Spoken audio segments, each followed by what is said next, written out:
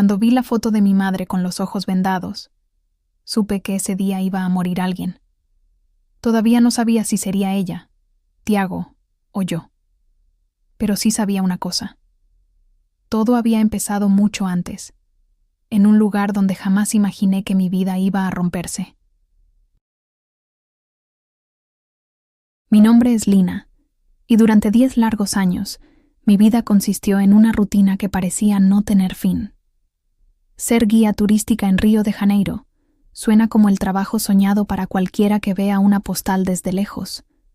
Pero la realidad detrás de las cámaras y los folletos de colores es muy distinta.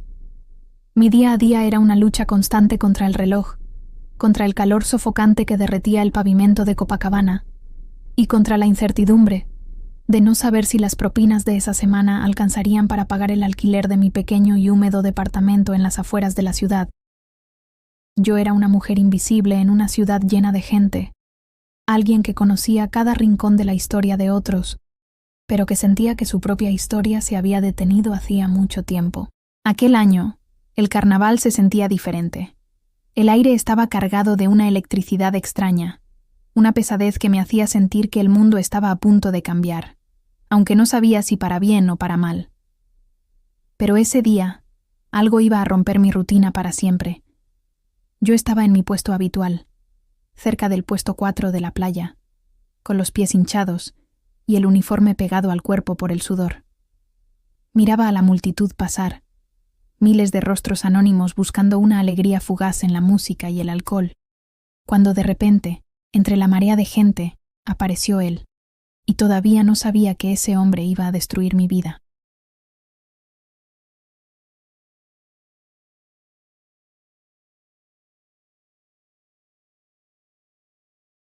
No era el típico turista que se pierde buscando el pan de azúcar. No llevaba cámaras costosas colgando del cuello ni esas camisas floreadas que gritan a kilómetros que alguien no pertenece aquí. Se presentó simplemente como Tiago. Tenía una forma de caminar segura pero contenida, como si intentara ocupar el menor espacio posible. Sus ojos, sin embargo, delataban una tormenta interna que me detuvo en seco. Se acercó a mí con una timidez que me resultó extrañamente encantadora, y me pidió algo que nadie suele pedir en pleno carnaval: un tour privado por los lugares donde no hubiera ruido, donde la ciudad fuera real y no un espectáculo para extranjeros. Cuando me ofreció pagar el triple de mi tarifa habitual por ese recorrido, una parte de mí, la parte que todavía conservaba un poco de instinto de supervivencia, me gritó que algo no estaba bien. Nadie regala el dinero de esa manera sin una razón oculta. Pero mi billetera estaba vacía y las facturas se acumulaban sobre la mesa de mi cocina como una sentencia. Acepté el trato sin sospechar que, en ese preciso instante, estaba firmando el inicio de mi propia tragedia. Caminamos durante horas por las calles empedradas de Santa Teresa y los callejones olvidados de la zona portuaria. Tiago era un hombre de silencios largos, pero cuando decidía hablar, sus preguntas me descolocaban por completo. No quería saber cuándo se construyó la catedral. Quería saber si yo era feliz, si tenía a alguien en el mundo que me protegiera, o si creía que el destino de una persona estaba marcado para siempre por la sangre que corría por sus venas. Yo intentaba mantener la distancia profesional, pero su vulnerabilidad era contagiosa. Le conté de mis sueños rotos, de mi madre que vivía sola en el interior, y de cómo la ciudad me devoraba poco a poco. Al caer la tarde, con el cielo tiñéndose de un naranja violento, decidimos parar en un pequeño bar de Lapa, un lugar que yo frecuentaba porque los dueños me conocían y el ruido era manejable. Si hubiera sabido lo que iba a pasar ahí adentro, habría corrido. Nos sentamos en una mesa apartada, rodeados de botellas vacías y el aroma a fritura del ambiente. Todo parecía ir bien, incluso me permití reír con él por primera vez. Pero entonces, la televisión colgada sobre la barra, que hasta ese momento solo pasaba imágenes del Sambódromo, cambió abruptamente de tono, y entonces, la pantalla mostró algo que me heló la sangre. Un flash informativo de último minuto llenó la pantalla. El rostro de un hombre mayor, de facciones duras y mirada arrogante, apareció en primer plano. Era el senador Moreira. El locutor, con una voz cargada de urgencia, empezó a relatar lo que ya todos sospechaban, pero nadie se atrevía a confirmar: el desvío de cientos de millones de reales destinados a la salud pública, dinero que debía haber salvado vidas y que terminó en cuentas privadas en paraísos fiscales. Pero lo que me dejó sin aliento fue lo que vino después. El periodista anunció que la policía buscaba desesperadamente al único heredero del senador, un hombre que supuestamente poseía las claves y los documentos necesarios para hundir o salvar a todo el clan político. Lentamente, como si estuviera en una pesadilla a cámara lenta, giré la cabeza para mirar a Tiago. El hombre que tenía frente a mí ya no era el turista solitario de Copacabana. Sus manos temblaban sobre la mesa y su rostro había perdido todo color. Sus ojos, esos mismos ojos que me habían mirado con tanta dulzura minutos antes, ahora estaban llenos de un terror puro. Él era Tiago Moreira, el hijo del hombre más odiado de la nación. Antes de que pudiera procesar la magnitud de lo que estaba pasando, sentí que mi celular vibraba con violencia en el bolsillo de mi pantalón. Era un mensaje de un número que no tenía registrado. Al abrirlo, las palabras me golpearon como un puñetazo. Sabemos exactamente dónde estás, Lina. No lo dejes escapar.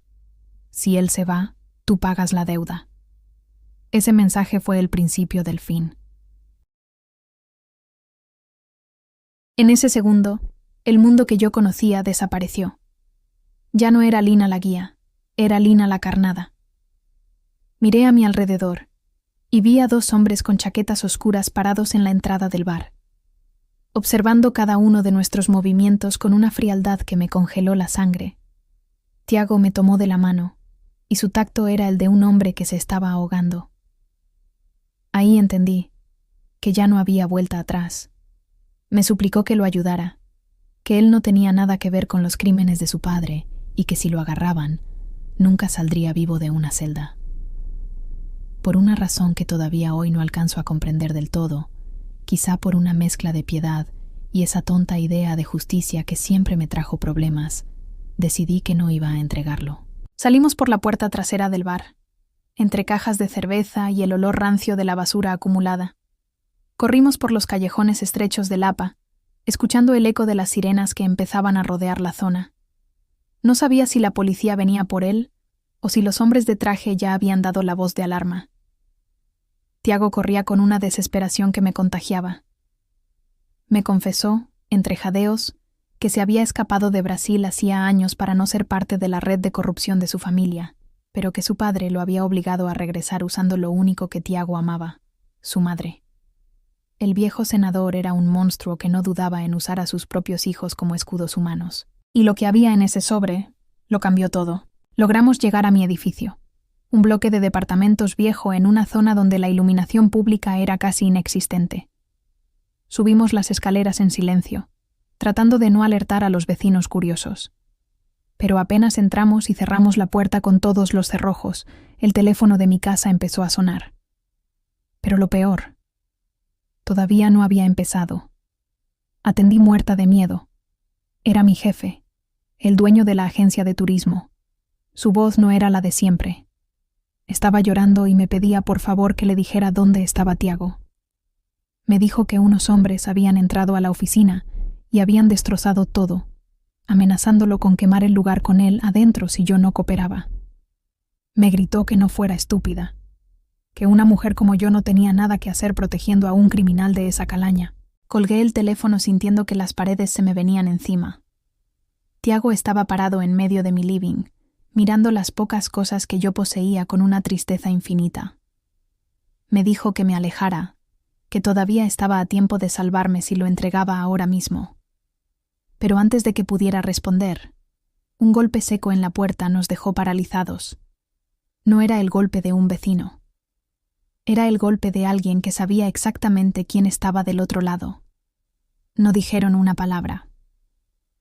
Simplemente pasaron un sobre amarillo por debajo de la puerta. Y lo que había en ese sobre lo cambió todo. Al abrirlo, sentí que las piernas me fallaban.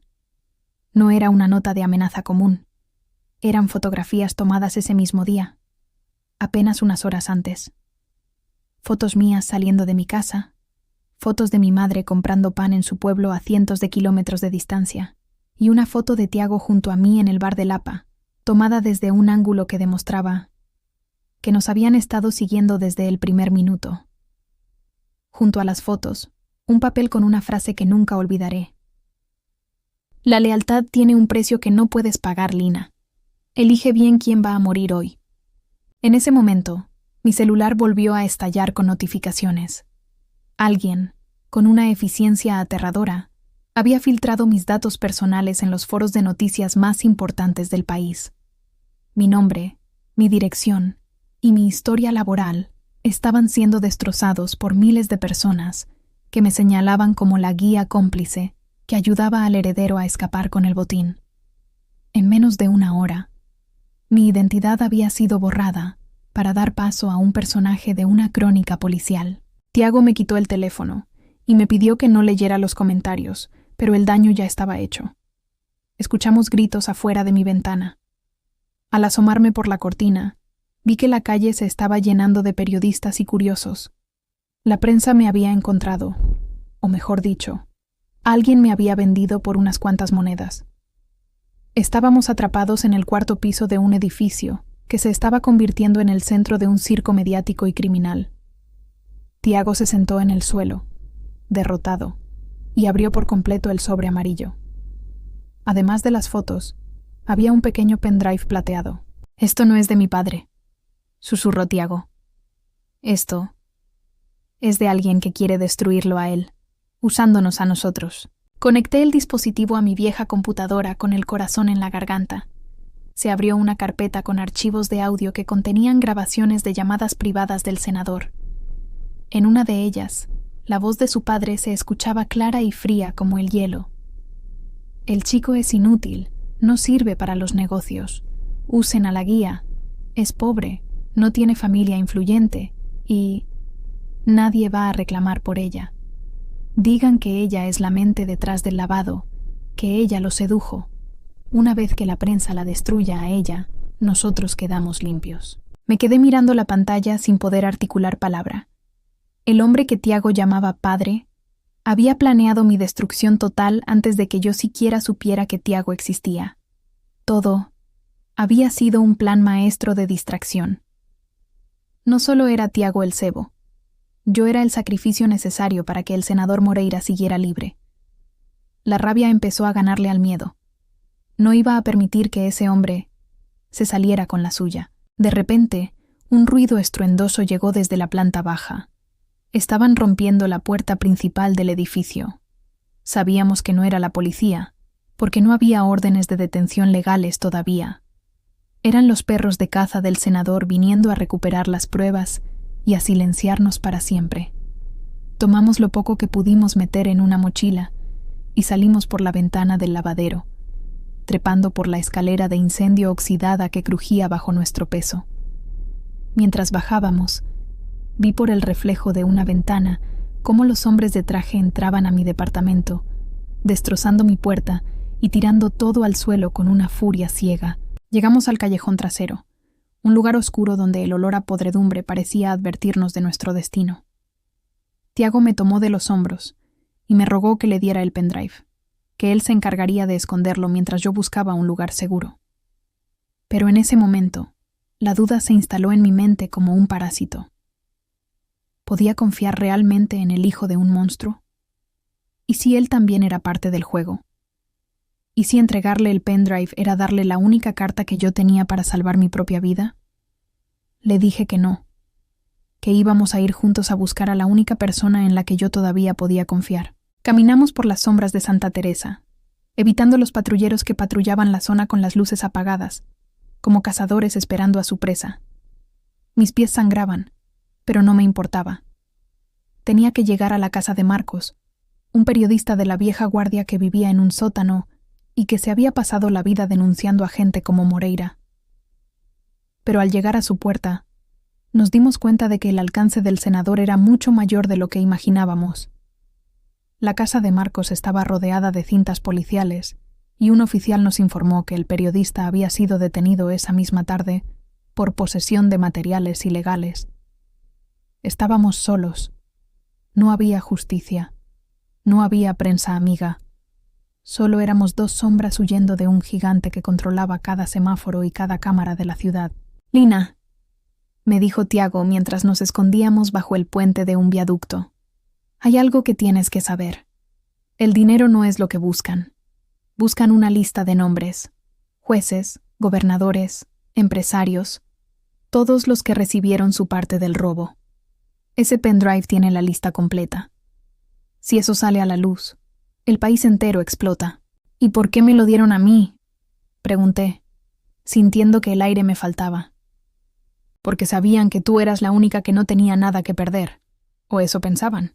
En ese momento, mi celular volvió a sonar. Pero esta vez no era un mensaje. Era una llamada de video. Al atender, vi el rostro del senador Moreira.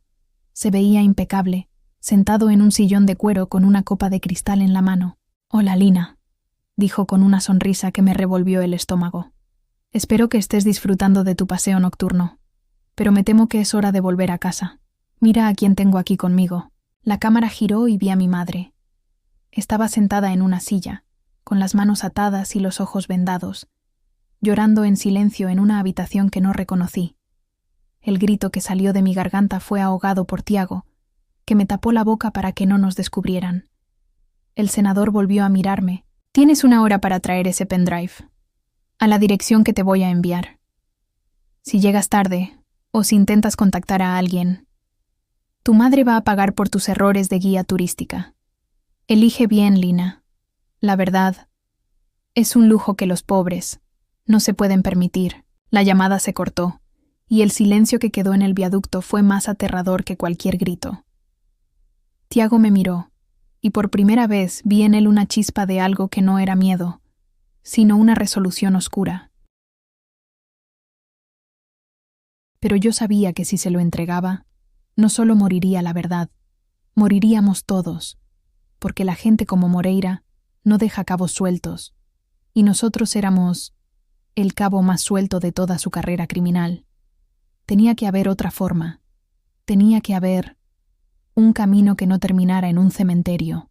Miré a Tiago bajo la luz mortecina del viaducto. Sus palabras, «dáselo», sonaban como una sentencia de muerte, aunque él intentara que parecieran una salida. Lo observé con detenimiento. El hijo del monstruo, el heredero de un imperio de sangre, estaba ahí, dispuesto a rendirse. Pero yo no. Si algo me habían enseñado, 10 años de lidiar con los peores instintos humanos en las calles de Río, es que los hombres como Moreira no negocian. Ellos eliminan obstáculos. Entregarle el pendrive era entregarle nuestras cabezas en una bandeja de plata. «Si se lo damos, Tiago, mi madre muere igual», susurré, con la voz quebrada pero firme. «Ella es el único testigo de que él nos llamó. En el momento en que tenga ese dispositivo, no tendrá razón para mantenernos con vida a ninguno de los tres». Tiago se pasó las manos por el pelo, desesperado. La ciudad a nuestro alrededor parecía un organismo vivo que intentaba devorarnos. Las sirenas no dejaban de sonar a lo lejos, y cada sombra proyectada por los árboles de la plaza cercana me parecía un asesino a sueldo. Fue entonces cuando recordé algo que el senador había pasado por alto. En su arrogancia, él pensaba que yo era solo una guía turística ignorante, pero en mis años recorriendo las favelas y los barrios altos, había aprendido que la información es la única moneda que no se devalúa. Saqué el pendrive de mi bolsillo. El metal frío se sentía pesado, como si contuviera el peso de toda la nación. «No vamos a ir a la dirección que él nos dio», dije, mirando a Tiago a los ojos. «Vamos a ir a un lugar donde ni siquiera los hombres de su padre se atreven a entrar sin permiso». «¿A dónde?», preguntó él, con un hilo de voz. «A la Rosiña». Tiago retrocedió un paso, horrorizado. Ir a una de las favelas más grandes y complejas del mundo, mientras la policía y los paramilitares nos buscaban, Parecía un suicidio. Pero yo conocía a alguien, un cliente, que no figuraba en los registros de la agencia, un hombre que controlaba los accesos de la zona alta de la favela y que le debía la vida a mi padre, mucho antes de que el cáncer se lo llevara. Empezamos a caminar, evitando las avenidas principales. Cada paso era una tortura. Mis sandalias se habían roto y sentía el asfalto frío y rugoso bajo mis pies. Tiago iba detrás de mí, como un fantasma. A mitad de camino, mi celular volvió a vibrar. No era una llamada, era un enlace de una red social. Lo abrí y el corazón se me detuvo. Se había vuelto viral. Una foto mía, trucada burdamente, me mostraba sentada en una mesa llena de fajos de billetes junto al senador en una fiesta privada. El titular decía: la amante secreta del senador y el hijo prófugo. El triángulo que desangró las arcas de la salud. El plan de Moreira estaba funcionando a la perfección. Estaba convirtiendo la indignación pública en un arma contra nosotros. Si la gente nos encontraba antes que sus sicarios, nos lincharían en la calle pensando que hacían justicia. Llegamos a la entrada de la favela, justo cuando la primera luz del alba empezaba a clarear el horizonte. El ambiente allí era distinto. No había patrullas, solo ojos. Ojos jóvenes en las esquinas, radios que emitían estática y una sensación de orden que el resto de la ciudad había perdido. Un muchacho de no más de 15 años, con una gorra caída y una mirada que había visto demasiado, nos cerró el paso. «Lina», dijo reconociéndome. «El jefe dice que hoy es un mal día para las visitas. Hay mucho ruido allá abajo por tu culpa». «Dile que tengo el mapa del tesoro de Moreira», respondí, tratando de que no me temblara la voz. «Y que, si no me ayuda, el siguiente que va a caer es él, porque en este pendrive también están los pagos que el senador le hizo a la policía para que invadieran este morro el mes pasado». El chico nos miró con desconfianza. Habló por radio y tras un minuto que pareció una eternidad, nos hizo una seña para que lo siguiéramos por los pasillos estrechos de cemento y cables expuestos. Subimos cientos de escalones, doblando en esquinas que parecían callejones sin salida, hasta que llegamos a una casa de 3 pisos con una terraza que dominaba toda la vista de São Conrado. Allí estaba él. Zico. No era el criminal de película que Tiago esperaba. Era un hombre de unos 50 años, vestido con una camiseta de fútbol y tomando café. Pero sus ojos tenían la misma dureza que los de Moreira, solo que sin la hipocresía del traje y la corbata. «Me estás trayendo un incendio a mi casa, Lina», dijo Zico sin levantarse. «Moreira está ofreciendo una recompensa que haría que hasta mis propios hombres duden de su lealtad». «Moreira te usó, Zico», respondí, lanzando el pendrive sobre la mesa. «Usó a tu gente para crear el caos mientras él se robaba el dinero de los hospitales donde mueren tus hermanos.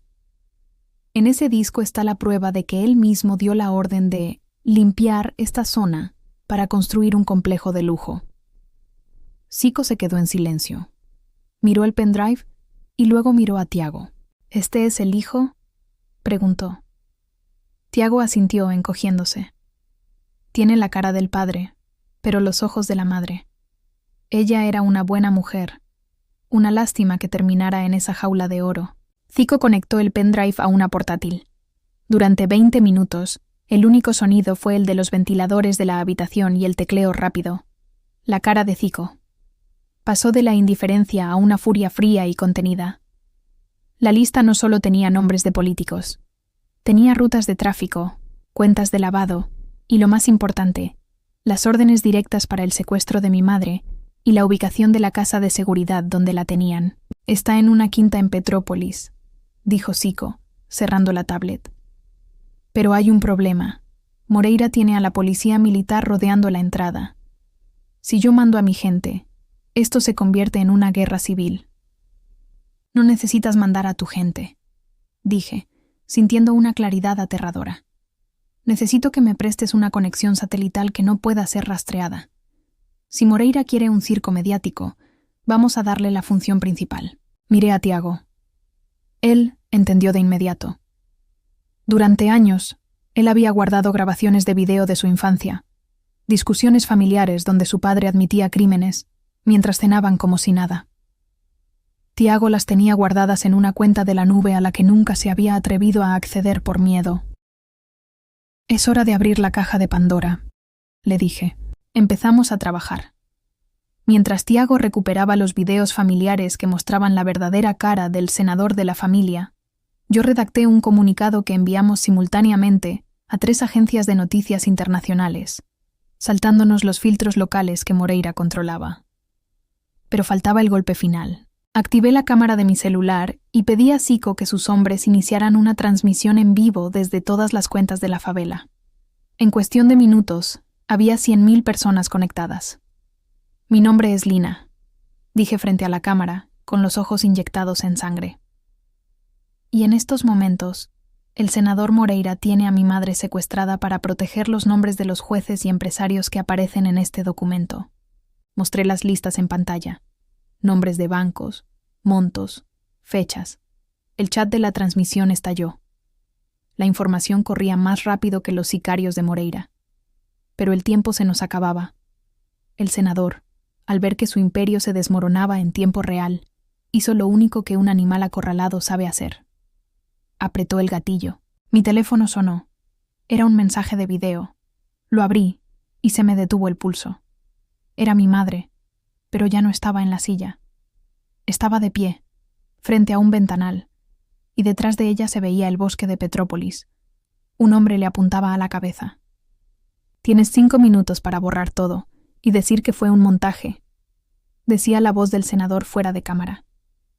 «O el mundo va a ver cómo termina la historia de la guía turística». Miré a Zico. Él se levantó y cargó un arma, pero sabía que no llegaría a Petrópolis en 5 minutos. Miré a Tiago, que lloraba de impotencia. Y luego miré la pantalla de la tablet. Había algo en el video de mi madre que no encajaba. El reflejo en el cristal del ventanal. «Espera», susurré. Me acerqué a la pantalla. En el reflejo del vidrio, detrás del hombre que apuntaba a mi madre, se veía un cuadro. Un cuadro específico de una virgen que yo conocía muy bien. No era una casa de seguridad en Petrópolis. El senador nos había mentido incluso en eso.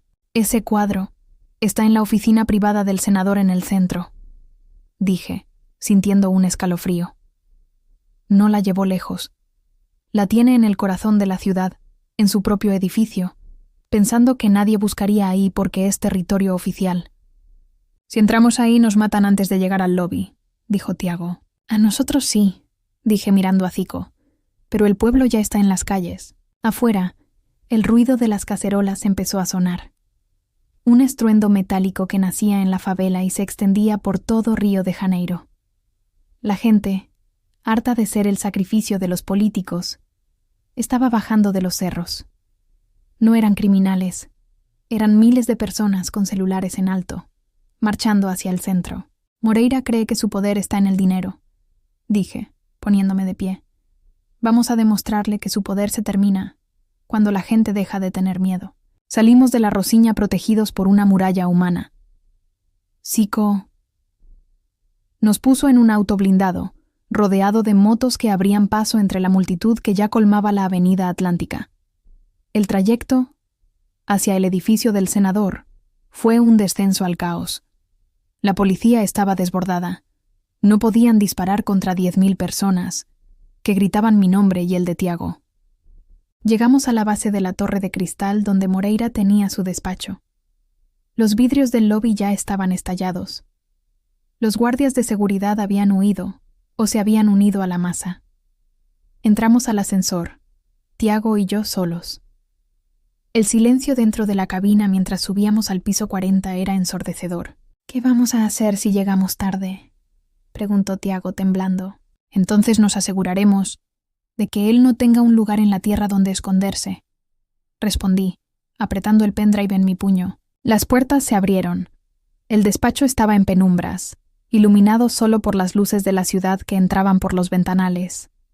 El olor a tabaco y a miedo era denso.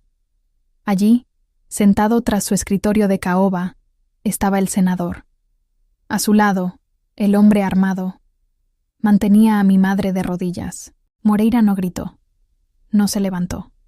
Nos miró con un desprecio infinito, como si fuéramos insectos que habían ensuciado su alfombra cara. «Llegaste, Lina», dijo con una voz suave, «pero mira a tu alrededor. ¿De qué te sirvió todo este ruido? El sistema es mío. Mañana habrá otra noticia, otro escándalo, y los nombres de esa lista seguirán siendo los que firman los cheques de este país». «No esta vez», dijo Tiago dando un paso al frente. «Porque yo no vine por la lista, papá. Vine por la confesión que grabaste anoche cuando pensabas que nadie escuchaba». Tiago sacó un segundo dispositivo. No era un pendrive, era un transmisor conectado directamente a la frecuencia de la Radio Nacional. Toda la ciudad escuchó cómo dabas la orden de matar a una mujer inocente hace 10 minutos, continuó Tiago. Ya no eres un político bajo sospecha, eres un asesino en directo. El senador perdió la compostura. Su rostro se transformó en una máscara de odio. Le hizo una seña al hombre armado. El cañón se apretó contra la sien de mi madre. Mi corazón se detuvo. El tiempo pareció congelarse. El dedo del sicario empezó a curvarse sobre el gatillo. En ese instante, un estruendo hizo vibrar todo el edificio. El estruendo que sacudió el edificio no fue una bomba, sino el peso de la realidad. El helicóptero de la Policía Federal, que hasta hace unos minutos esperaba órdenes de arriba para intervenir a favor del senador, se vio obligado a actuar. La presión internacional y el asedio de miles de personas en la calle hicieron que los altos mandos entendieran que proteger a Moreira era un suicidio político. El hombre armado, el sicario del senador, se distrajo apenas un segundo mirando hacia el ventanal, cuando las luces del helicóptero inundaron la oficina. Ese segundo fue todo lo que necesité. No lo pensé. No hubo cámara lenta ni una frase heroica. Simplemente me lancé contra él con todo el peso de mi cuerpo y la rabia de 10 años de invisibilidad. Caímos al suelo.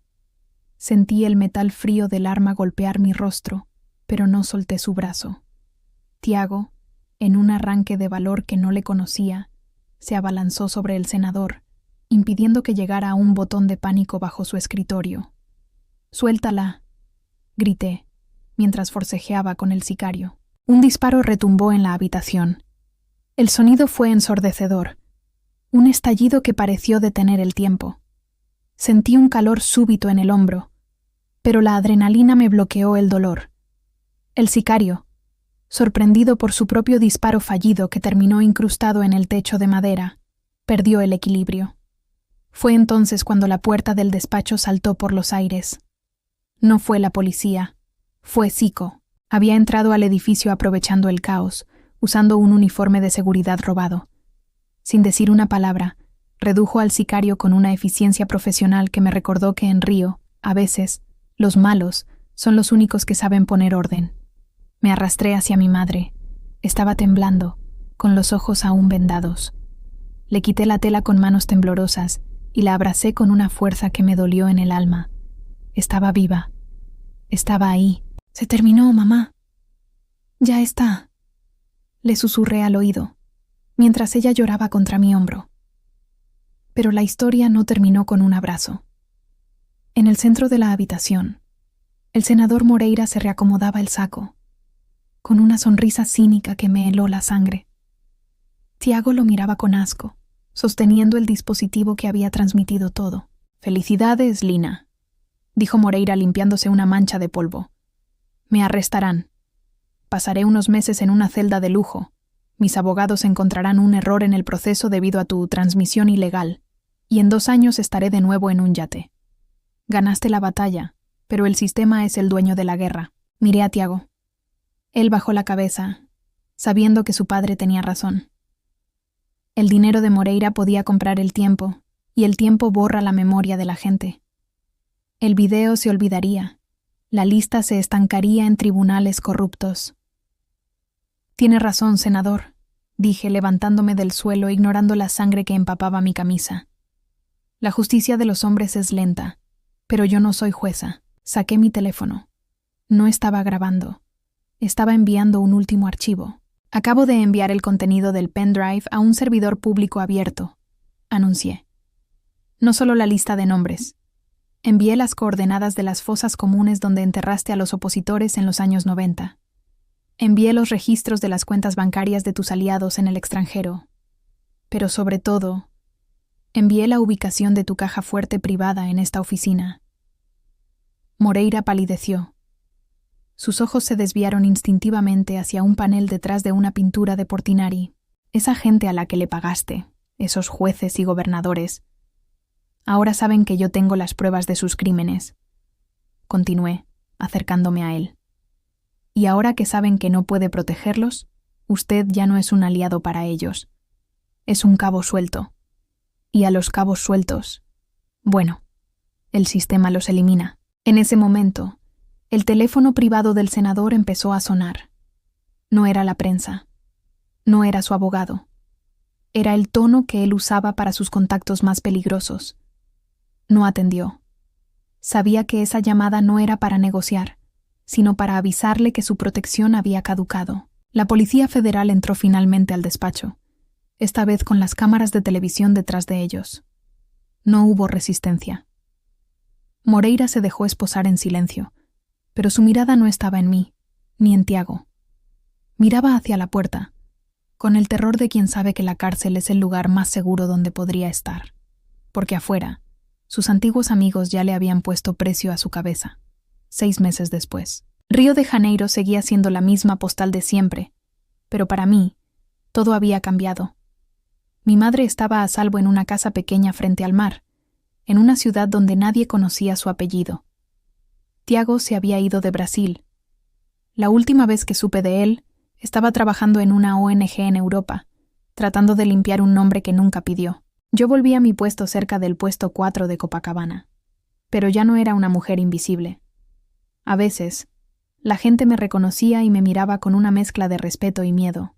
Sabían que yo era la mujer que había hecho caer a un gigante. Mi jefe en la agencia de turismo intentó recontratarme, pero le dije que no. Ahora tenía mi propia agencia. No buscaba turistas. Buscaba a personas que, como yo, habían sido devoradas por el sistema y no tenían a quién recurrir. Un sobre amarillo apareció una mañana en mi mesa, mientras tomaba un café frente al mar. Lo abrí, esperando otra amenaza. Pero no. Era una foto de mi madre sonriendo, y una nota escrita con una letra elegante que no reconocí. La verdad no es un lujo que los pobres no puedan permitirse, Lina. Es la única arma que nos queda cuando nos quitan todo lo demás. Cuídate. El sistema siempre intenta reconstruirse. Miré hacia el horizonte, donde el sol empezaba a besar el pan de azúcar. Sabía que Moreira seguía en prisión, esperando un juicio que nunca llegaba. Sabía que la lista seguía causando terremotos en el gobierno. Y sabía que, en cualquier momento, el pasado volvería a tocar a mi puerta. Pero por primera vez en mi vida, no tenía miedo. Porque ahora, la ciudad no era mi prisión. Era mi territorio. Mi nombre es Lina. Fui una guía turística. Fui una carnada. Fui una traidora. Pero hoy, simplemente soy la mujer que sobrevivió a la verdad. Si te gustó esta historia, dale like, suscríbete si no estás inscrito, comenta si te ha gustado la historia. Hasta pronto.